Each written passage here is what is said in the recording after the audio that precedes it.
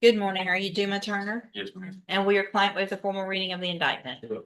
Mr. Turner, in cause number 24, DCCR 1998, the state has elected to proceed on the lesser included offense of a Class A misdemeanor criminal mischief from July 19th of 2024. And how do you plead to that charge? Plead guilty.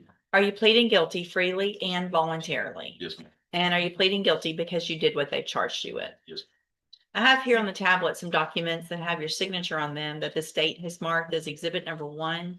Before you signed these, did you go over them with Mr. Gallimore? Yes, ma'am. Do you fully understand them? Yes, ma'am. And do you understand, if I follow the agreement that you've made with the district attorney, that you'll be waiving or giving up any right to appeal? Yes. And it looks like the agreement that you've reached. My computer's stuck. Is for how long is the probation? We didn't put that down, Judge, but I believe the parties assumed it was 2 years. I didn't even notice that it wasn't written there. Sorry, Judge. 2 Right. years. So it looks like the agreement is for a 2-year deferred probation.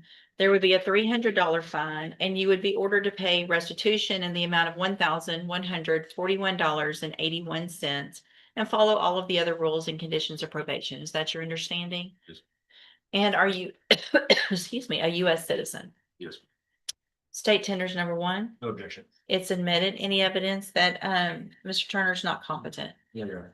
All right, Mr. Turner, I'm going to find that you entered your plea of guilty freely and voluntarily. Find that you're mentally competent and understand the nature and the consequences of your plea.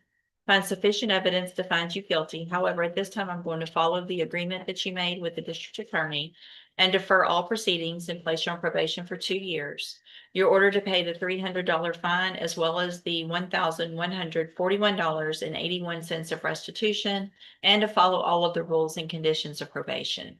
If you do that, this is a great opportunity because you don't have a conviction on your record. And at the end of your probation, if you successfully complete it, the case will actually be dismissed and you'll never have a conviction. The other side to that, though, is if you violate any condition of probation, you can be brought back into court. You can be found guilty of the offense and sentenced to the Jefferson County Jail for up to 1 year. Do you understand? I'm sorry. And so with regard to the restitution, I want you to make sure you understand you need to start paying that immediately. Okay, so I want to get it paid. You need to make a priority of paying something every month on that, because what can happen is you can do everything else correctly on probation. But if you don't pay that restitution and at the end of the probation, I make a finding that you could have paid it, you could still be revoked even though you've done everything else right. So it's very important that that gets paid. Okay. Mhm. I'm handing you the trial court certification that shows this was an agreement that I followed, and so you have waived your right to appeal. You need to have a seat here. The courtroom probation is going to call you up to her desk. She's sitting right over there when she's ready to go over all of your paperwork. So listen for her to call your name, okay? Good luck to you, sir.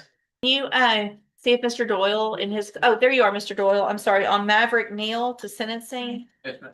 Sentencing on Maverick Neal.